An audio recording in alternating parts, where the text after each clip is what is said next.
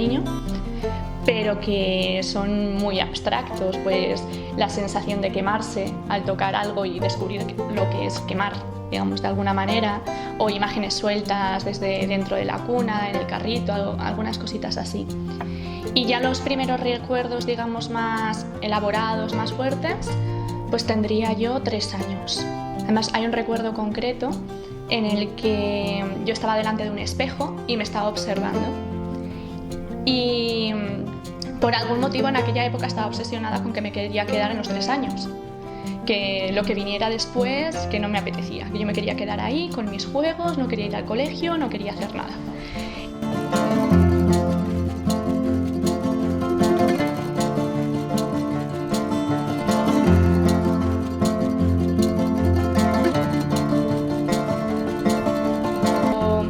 Yo pasaba mucho tiempo sola en casa, que no me importaba, porque siempre he sido mucho de leer, de pintar, de jugar sola, de todo. Como no tenía cerca, normalmente hasta el colegio, otros niños con los que interactuar, era muy adulta, entre muchas comillas, es decir, era muy ordenada, lo recogía todo. Según mi familia era la niña trampa, porque mi familia se creyó que tener un bebé en casa era muy fácil. Y cuando vio los demás, pues comprobó que no. Pero era eso, era como todo muy tranquilo, y cuando llegó mi hermano, claro, llegó la locura, porque él era todo lo contrario, era un saltamontes absoluto, entonces a mí me revolucionó, lo cual creo desde a día de hoy que era muy positivo. Entonces vinieron todas las trastadas, jugar, saltar, todo lo que no debíamos hacer, además de una unidad muy fuerte.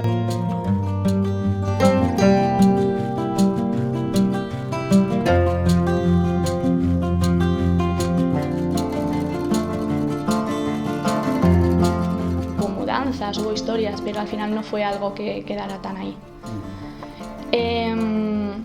Pasar a secundaria, yo iba a un colegio público, entonces eso significaba que cambiabas de centro cuando ibas a pasar a primero de eso.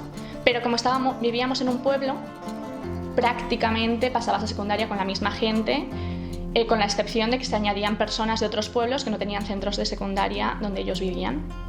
Entonces, en principio no debería haber sido un gran cambio, porque las personas más o menos eran las mismas, pero sí que lo fue para mí en aquel momento, porque se rompieron los vínculos con las amistades que había tenido, pues desde la guardería y lo típico de los pueblos. Por un motivo muy tonto, fue algo como...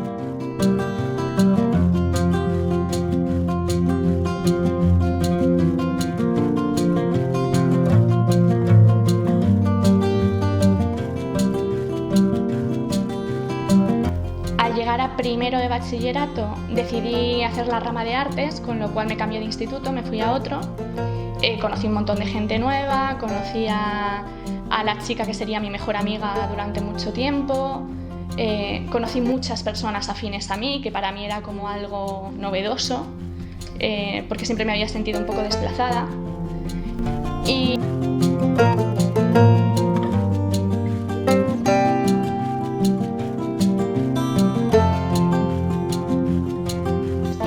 Barcelona a vivir, y bueno, pues Barcelona sí que fueron 2 años, que son una etapa en sí misma, porque fue la primera vez viviendo sola, la sensación de libertad y de movimiento, porque bueno, eso es algo que no te he explicado antes, pero con mi familia nosotros vivíamos en una casa de campo. Eso quiere decir que para moverse a cualquier sitio o nos llevaban en coche o había que caminar 2 kilómetros hasta la parada de autobús más cercana, que nunca sabías cuándo iba a pasar el bus. Podías esperar 20 minutos, 1 hora, 1 hora y media, no lo sabías.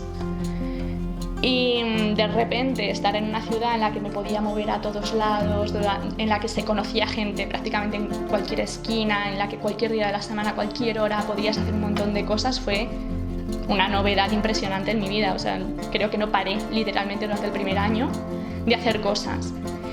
Y al mismo tiempo fue descubrir lo que es un poco la soledad de las ciudades un poco más grandes.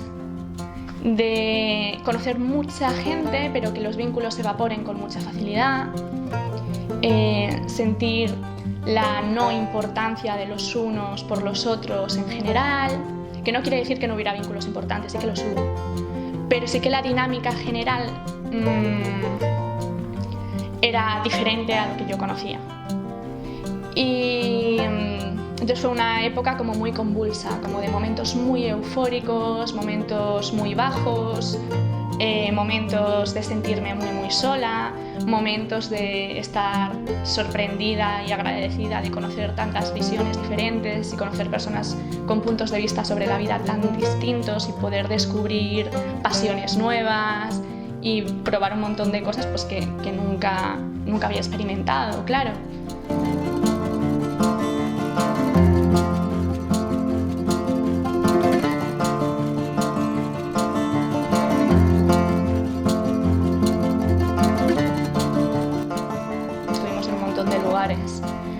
Entonces es una etapa como muy, por un lado era muy entretenida, era todo como muy emocionante, los reencuentros, los lugares nuevos, y al mismo tiempo era muy cansada, era estar todo el rato moviéndose de un lado para otro, daba la sensación de que no te daba tiempo a tener nada completo en ningún lado, porque cuando te acomodabas en un sitio ya te tenías que ir al otro, y entonces cuando estabas en un lugar echabas de menos a las personas del otro sitio, y cuando estabas en el otro sitio, viceversa.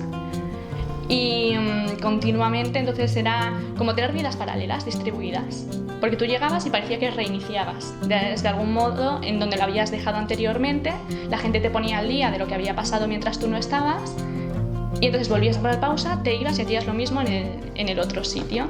Lo mismo se aplica pues a las cosas que estuvieras haciendo, tanto a nivel profesional como hobbies, claro, mantener una línea era complicado, ¿no? Pues las clases de impro pues era ir un mes, ir no otro mes, ir 2 semanas, no ir 3 y así sucesivamente con todo. Y eso duró pues 2 años.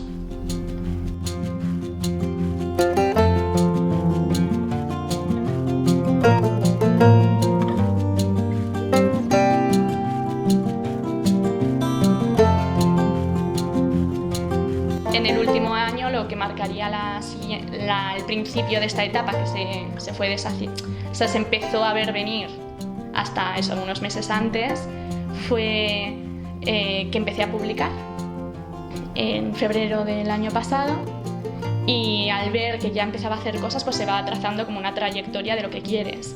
El verano del año pasado conocí a un escritor que para mí había sido un ídolo durante años. Yo nunca me pongo nerviosa cuando conozco personas conocidas, qué redundancia, pero bueno, me entiendes. En general, yo creo que la única vez en mi vida que me he puesto nerviosa fue con este hombre, que parecía absurdamente idiota, no sé, las neuronas no me funcionaban, digo, esto debe ser el efecto Groupie, yo no lo había sentido en mi vida.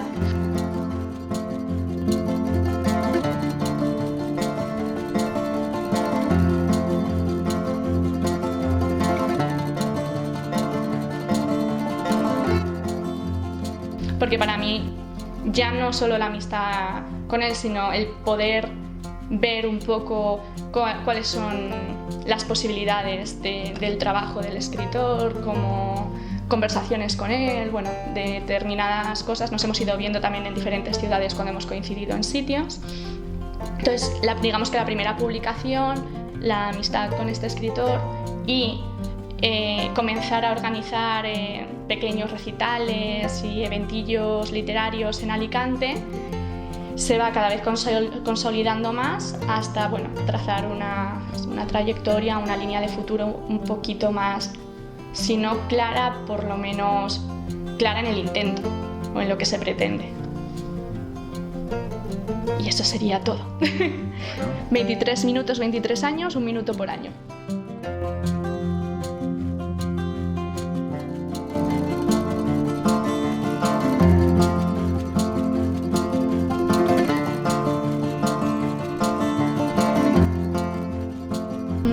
Los primeros años, pues un recuerdo muy bonito que tengo es que mi madre se inventaba fiestas.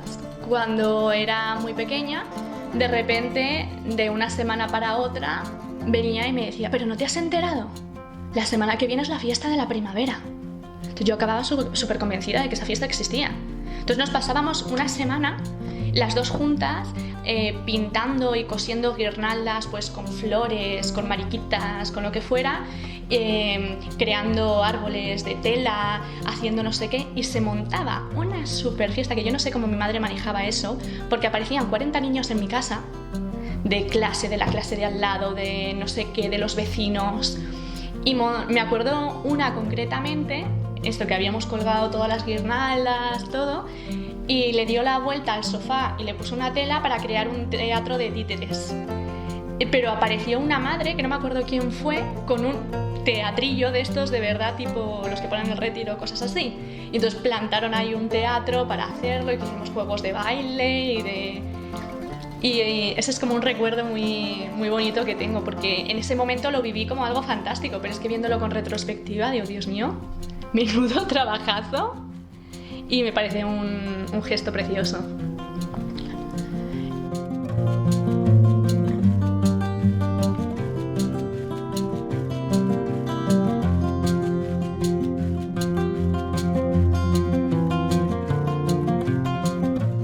Más adelante, pues a los 6, 7, 8 años, sí que empecé a notar diferencias porque los profesores tenían diferencias conmigo. Es decir, si querían hacer un mural en el colegio, a mí me sacaban en horas lectivas para hacerlo con ellos. Si necesitaban, yo qué sé, había un programa especial en el cole de 3 días en el que iban a hacer un cuentacuentos, pues yo era una de las niñas que se iba. Si había un viaje al que solo podían llevar X niños, yo era una de las niñas que se iba.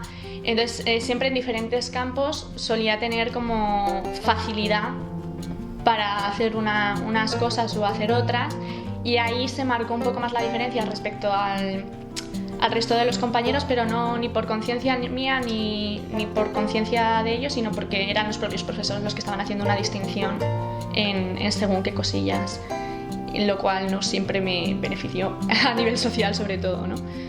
Pero porque luego yo me lo pasaba genial pintando y haciendo cosillas por ahí.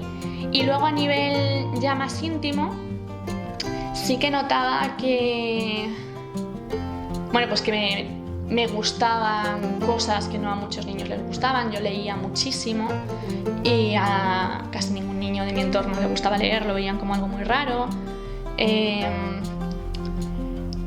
Me gustaba ya mucho escribir y me gustaba mucho pintar, y tampoco eran como actividades que en general llamaran mucho la atención. Me gustaba que otros niños me contaran sus historias, me gustaba inventarme historias y contárselas como si fueran verdad. Y me gustaba mucho montar cosas. Una vez, creo que teníamos 5 años, convencí a toda la clase de que íbamos a grabar una película y les estuve como 2 semanas haciendo quedar en el recreo para ensayar. Obviamente cada ensayo, entre muchas comillas, era un juego diferente, ¿no? Y acabábamos simplemente jugando. Pero la proyección de supuestamente preparar algo ya me atraía mucho.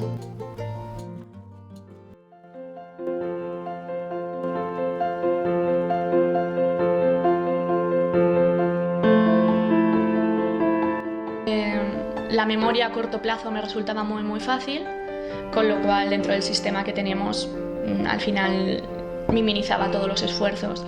Sí que eso a su mismo tiempo generaba mucho aburrimiento. Creo que es la única época de mi vida en la que me he aburrido en el aula, por la obligación de no poder hacer nada mientras te explicaban algo que ya te habían explicado. Y luego con la interacción, pues sí, o sea, durante toda mi escolarización tuve muchos roces con personas de mi entorno, pero lo tenía normalizado hasta cierto punto, digamos. Porque si bien me costó mucho empezar a tener conciencia de que había ciertas diferencias con lo que era por lo menos el entorno en el que yo estaba situada, los otros niños sí lo notaban más. Porque siempre, o sea, quiero decir, siempre es más difícil vernos nosotros con un foco que si ves a otra persona y dices, uy, pues es diferente o tiene estas características. Desde fuera siempre lo vemos desde otra manera, y entonces eso muchas veces, pues cuando éramos más niños, pues generaba determinados insultos o dinámicas, pero no siempre, no fue algo ahí tremendo, porque al mismo tiempo era una niña bastante social, o sea que no era un... Pero sí hubo momentos de rifirrafe. que llegaron, digamos, a su cúspide eso, ya siendo adolescente.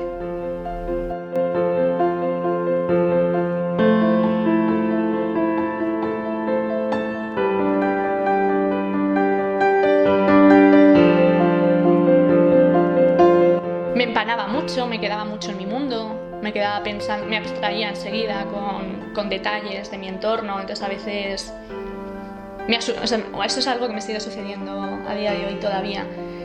Estar en un espacio determinado y si perdía el interés en lo que estaba sucediendo, enseguida me fijaba en cualquier cosa del entorno y si por ejemplo alguien me decía algo, se acercaba, me asustaba, porque no era consciente ya de dónde estaba como absolutamente abstraída. Hablaba de una manera bastante directa, pero eso era un aprendizaje de mi casa, de si algo no me gustaba o si algo sí me gustaba, o si algo me parecía injusto, me parecía mal.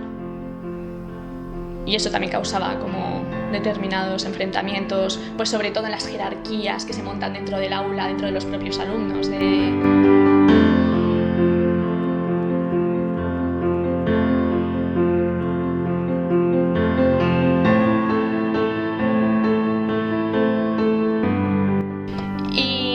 Cuando empezaron a meterse tanto con este chico, pues yo solía intervenir, en plan de ¿qué haces? O, por ejemplo, empecé a coger la costumbre de llegar 10 minutos antes a clase porque había un chaval que no sé si...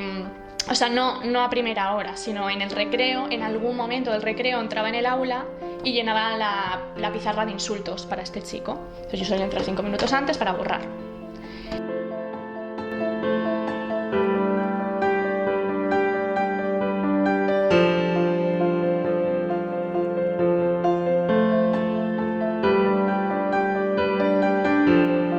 Pero probablemente una de las experiencias podría ser la primera presentación del libro del año pasado, porque bueno, una amiga mía viajó desde Austria para poder presentarme y ese día fue como muy cálido, muy bonito, porque estaban allí muchas personas de mi entorno, me sentí muy arropada y era un primer pasito de nada, o sea, era como bueno, voy a empezar a hacer cositas, pero fue un día precioso en todos sus sentidos para mí y que de alguna manera reforzó la idea de quiero seguir haciendo esto, aunque obviamente la primera vez tiene algo de casi de maternal, de algún modo en que todo está con algodones, es la primera vez, todas las personas de tu entorno están ahí apoyándote y eso no se continúa de la misma manera, pero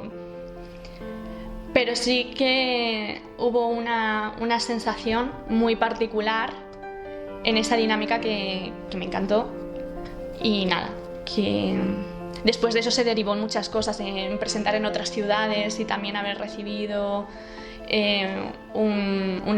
haberme encontrado con unos ambientes geniales.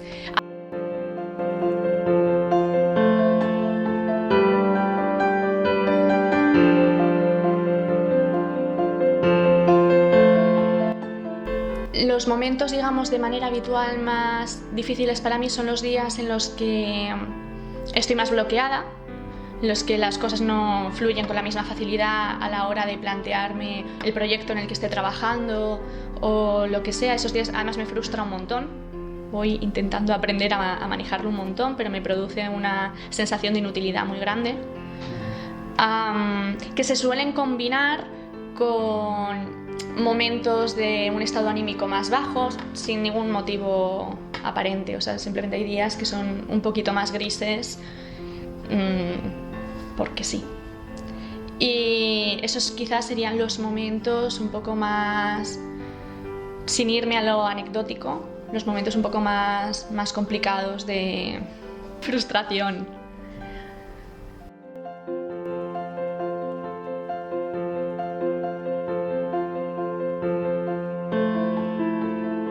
Yo soy muy mala con la frustración, la gestiono fatal.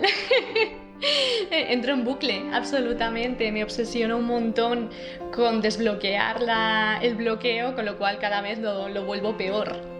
Entonces estoy aprendiendo a intentar simplemente dejarlo estar cuando está e irme a otra cosa. Pero durante mucho tiempo se me juntaba la frustración en sí del bloqueo con un poco de ansiedad respecto al tiempo, de no puedo perder el tiempo, tengo que avanzar, tengo que hacer esto, tengo que, y ¡buah! Las personas de mi entorno se han comido algunas que otras crisis de esas.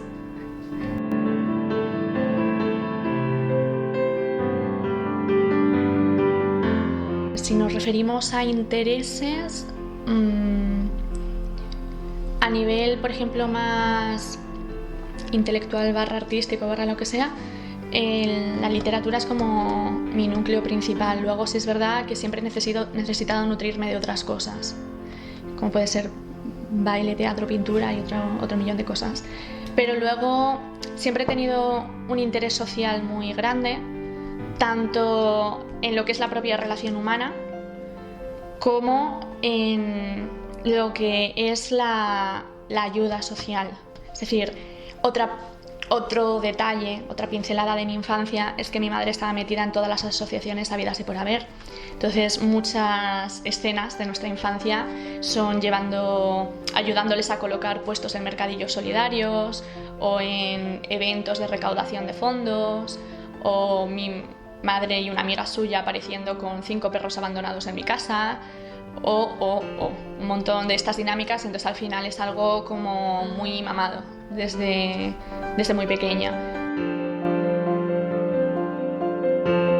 Sí, ahora estoy con un proyecto a muy largo plazo, porque es algo que hay que ir haciendo pasito a pasito, pero que se basa en la ayuda social a través de la integración de determinadas técnicas creativas en el aula. Es decir, nosotros llegamos, damos unos talleres, especialmente zona norte de Alicante, pero que eso no excluye otros centros, y la localización de determinados alumnos a los que se les podría echar una mano y que a lo mejor el tipo de ayuda que puedan necesitar no se ajusta a las becas estandarizadas que ya existen.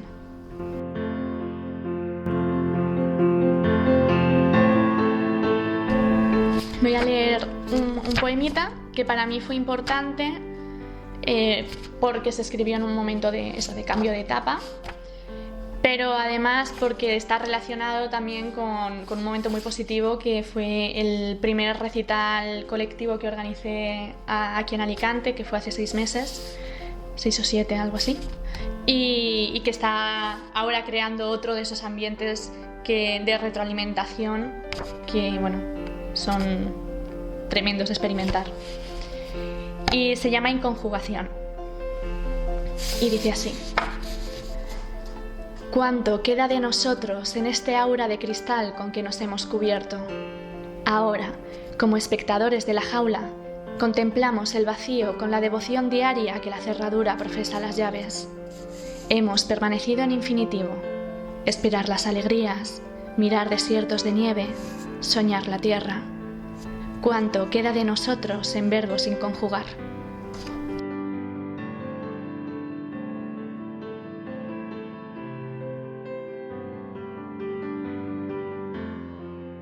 Que fue una temporada en verano en la que me notaba muy estática, que para mí no es algo habitual, porque esa suele ser una de las últimas definiciones que me podría aplicar. Soy muy desordenada, soy muy inquieta, soy un desastre en general, o sea, voy, vengo, arriba, abajo, a un lado, al otro, y de repente todo era como, durante un pequeño periodo de tiempo, era muy lineal, era muy estático.